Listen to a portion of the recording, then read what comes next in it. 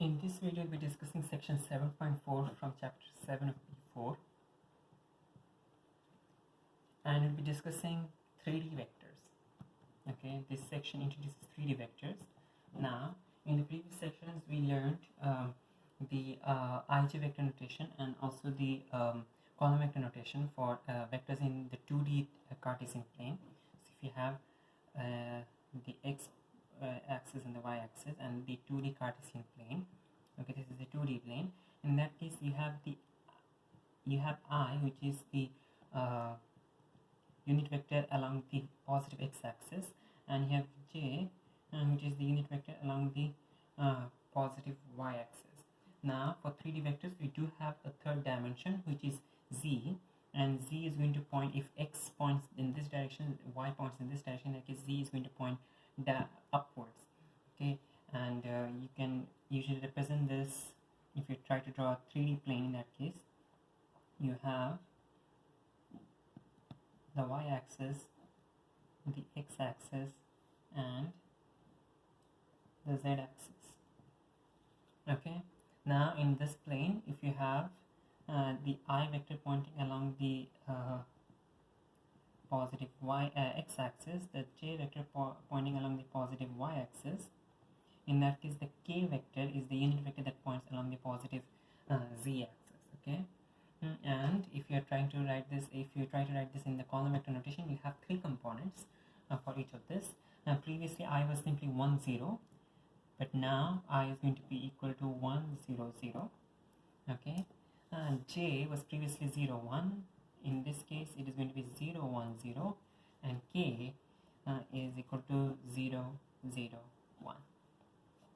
Alright, so the I vector is along the positive x-axis, the j vector is along the positive y-axis, and k vector is along the positive z-axis, the positive z-axis. And if you have a vector pi, if you have a vector pi plus qj plus rk, it will be this vector in the ijk notation can be written as p q r in the column vector notation. As such, all rules for 2D vectors can be applied for 3D vectors without any changes. They can be the same rules apply for both 2D and 3D vectors. Now let's consider an example. Let's consider point A. Okay, let's consider point A on a 3D space, okay, on a 3D Cartesian space, to have coordinates 3, 6, 2, and point B to have coordinates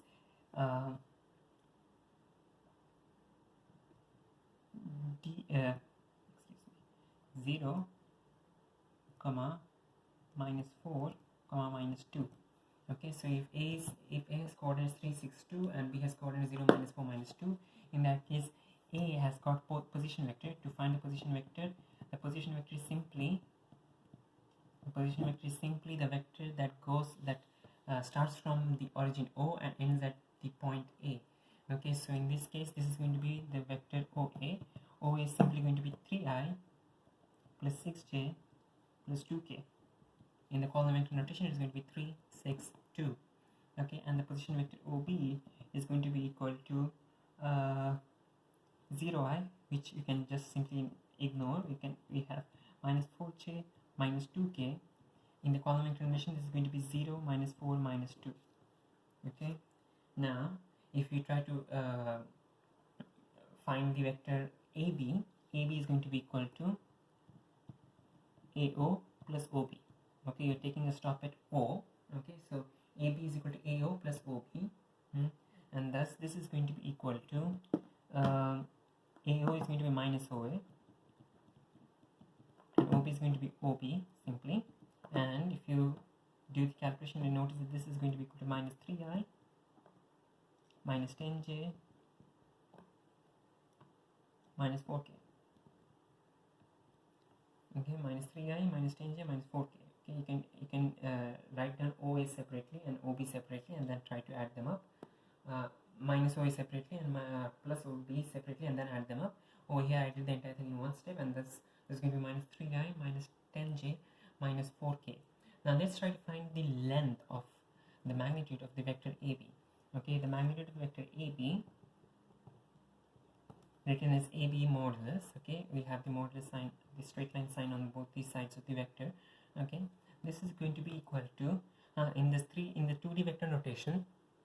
In the 2D vector notation, we had x squared plus y squared the whole square root. In this case, you're going to have x squared plus y squared plus z squared, x squared plus y squared plus z squared the whole square root. So you're going to have root of minus 3 the whole square plus minus 10 the whole square plus minus 4 the whole square, the whole root, and that is finally equal to root of 125, which is simply 5 root 5. Alright, now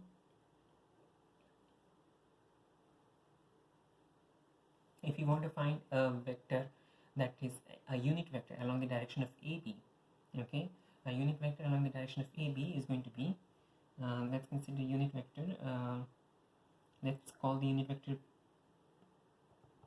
let's not call the unit vector anything for the time being, let's just move on. Okay, let's call the unit vector along the direction of AB is going to be AB divided by the modulus of AB, and that is going to be, write down the vector, minus 3i minus 10j minus 4k divided by 5 root 5. That is your unit vector. This entire vector is going to have modulus 1. Okay, so the unit vector along the direction of AB is going to be AB divided by the modulus of AB, which is equal to minus 3i minus 10j minus 4k the whole divided by 5 root 5. Now this vector is going to be definitely parallel to this vector because both of them are in the same direction. Okay, minus 3i minus 10j minus 4k. Okay, and there's just scalar multiples of each other. For this one the scalar multiple is 1, for this one the scalar multiple is 1 by 5 root 5. Okay, so these vectors are definitely parallel to each other. Now let's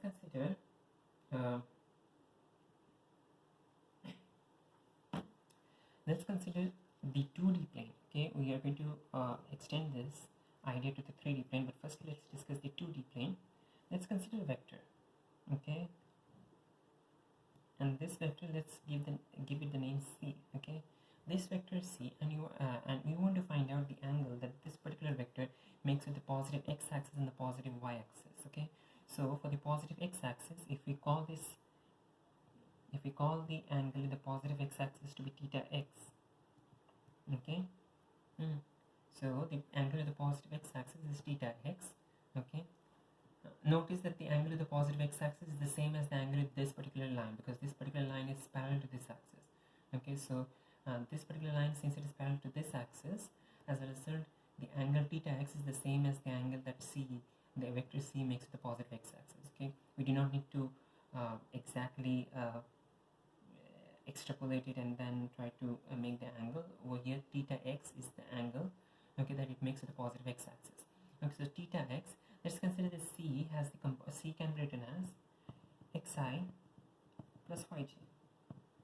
Okay, C can be written as xi plus yj, or in other words, notice that this, okay, if I try to draw a triangle, in that case this length is going to be x, and this vertical length is going to be y. Okay, so this is x, this is y, and if I want to find out what theta x is, okay, if I want to find out what theta x is, and we know the modulus of C, let's say that we do know the modulus C, and the modulus of C, that is this particular length, that is going to be in the magnitude of this vector, that is C such.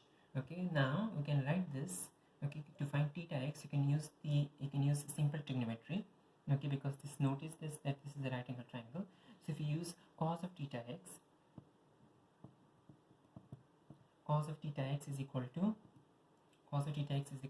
adjacent by hypotenuse. So here the adjacent is x and the hypotenuse is C modulus.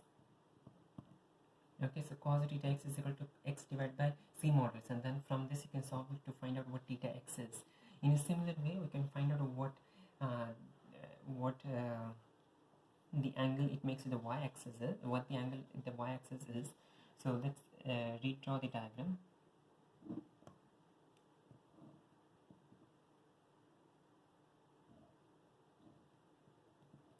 C is the vector, and it has got modulus C.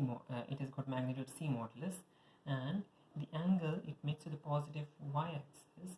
The angle it makes to the positive y-axis is theta y. Okay, and notice that the horizontal distance is x, and the vertical distance is y. Okay, using the same cosine rule, okay, the cosine ratio. Okay, we can say that cos of theta y is equal to adjacent. The adjacent is y. Okay, the right angle is over here, the adjacent is y, divided by the hypotenuse. The hypotenuse is the magnitude of the vector.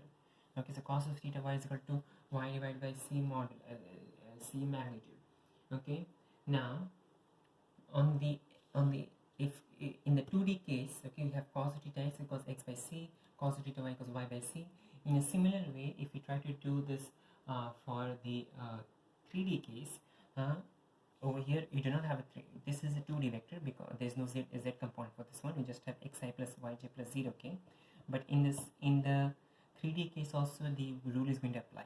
Okay, so in the 3D case also cos of theta x is going to be equal to x divided by c modulus, cos of theta y is equal to the y component divided by c modulus, and cos of theta z is going to be equal to z divided by c modulus.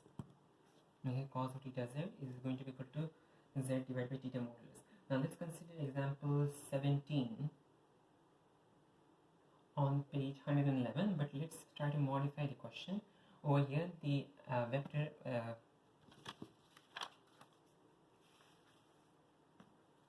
let's consider the question let's give the angle to be vector t is equal to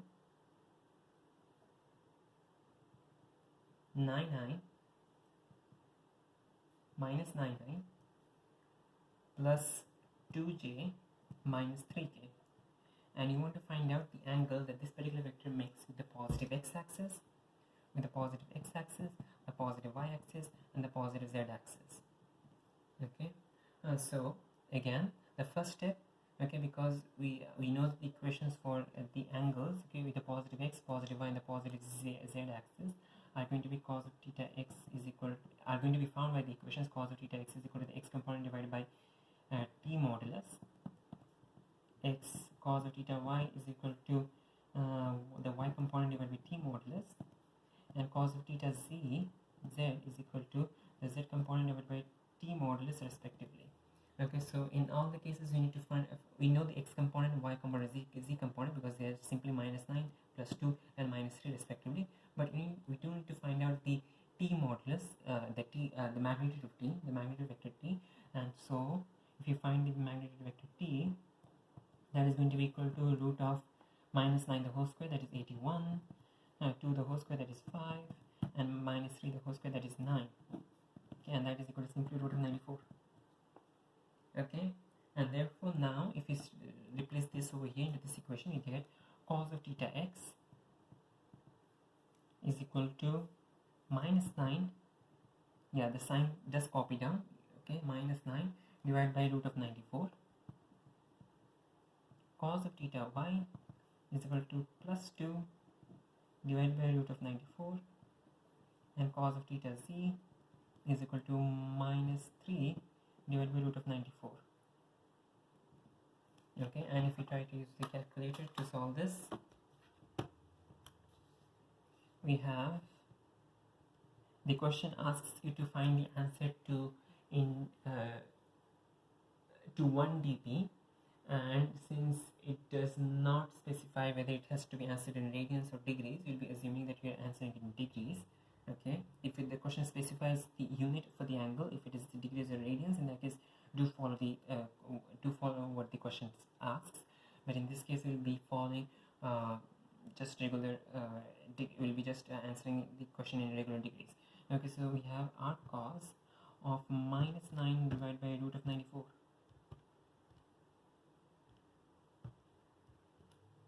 and that is equal to 1 dp. This is going to be equal to 158.2 degrees.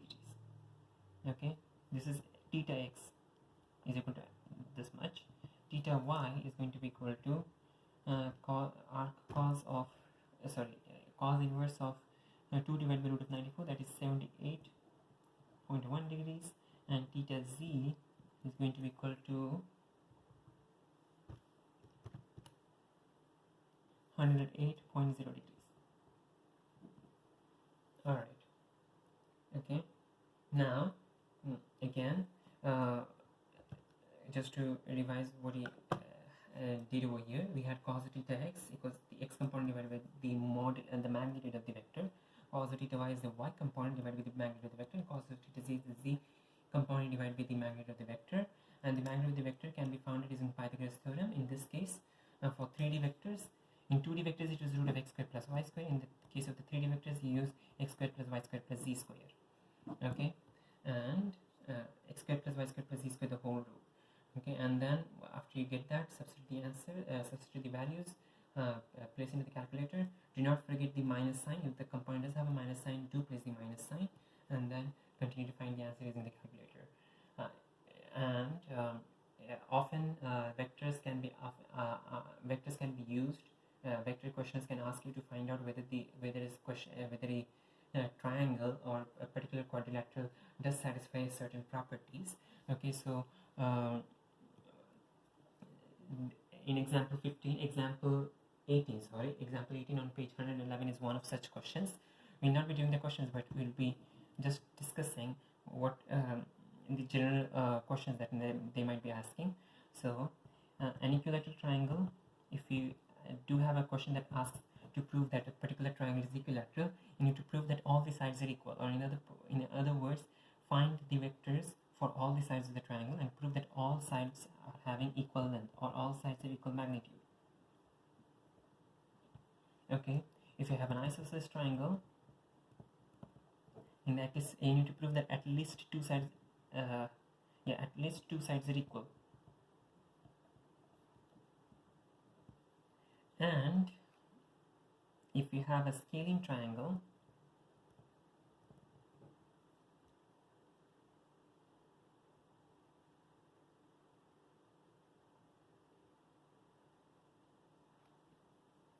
in that case none of the sides are equal.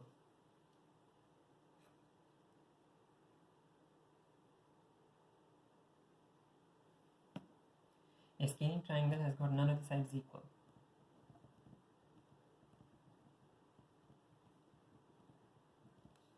Okay, then if you're asked to find out whether a triangle is acute angled, in that case you need to prove that all angles are acute. Okay, just a single angle being acute is not enough. All angles need to be acute. Okay, if you have an obtuse angled triangle, in that case you need to prove that at least one of the angles need to be obtuse. It is not possible for more than one angle to be obtuse, but you need to find the angle which is obtuse. Okay, so one angle is obtuse, definitely. And if the triangle is a right angle, in that case, one of the angles is 90 degrees, or pi by 2 radians. Okay, so one of the angles is 90 degrees. Okay, then if you have quadrilaterals, in that case there might be cases. Let's consider if you have a parallelogram. In that case you need to prove that opposite sides are parallel. Okay, so just not two of the opposite sides. Both the pairs of opposite sides need to be parallel to each other. If only two sides are parallel to each other and the other two are not, in that case you have a trapezium. Okay, so both pairs of opposite sides need to be parallel for a parallelogram. For a trapezium, only one pair, okay, of opposite sides should be parallel. Okay, if you have a rectangle, in that case it is going to be the same as a parallelogram. Both pairs of opposite sides should be parallel. So this rule, okay, should be so this rule for a parallelogram should be satisfied, but along with that all angles should be 90 degrees. Okay, so all angles should be 90 degrees.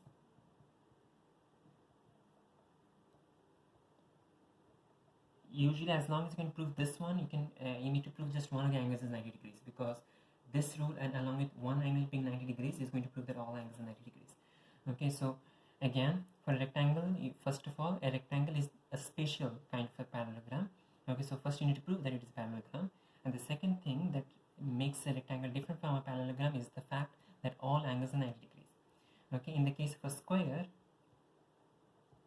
is a spatial kind of a rectangle. So a square is going to be equal to a rectangle. Okay, so you need to prove all these rules over here. It needs to have pairs of opposite sides, pairs of opposite parallel sides. Okay, both the pairs of opposite sides should be parallel to each other. Okay, both the pairs of opposite sides should be parallel to each other. Angles should be 90 degrees, and along with that, all the sides should have equal lengths.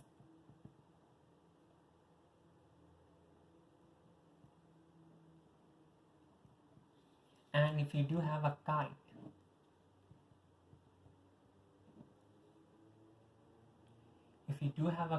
in that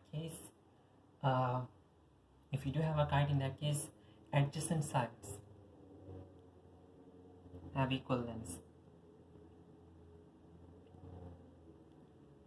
Okay, both the pairs of adjacent sides should have equal lengths. Okay, so two of the adjacent sides have equal lengths and the other two also have equal length, and we do not have any angle length criteria to be satisfied by the kite. The only criterion that the kite needs to satisfy is that adjacent sides should have equal length, two pairs of adjacent equal length sides.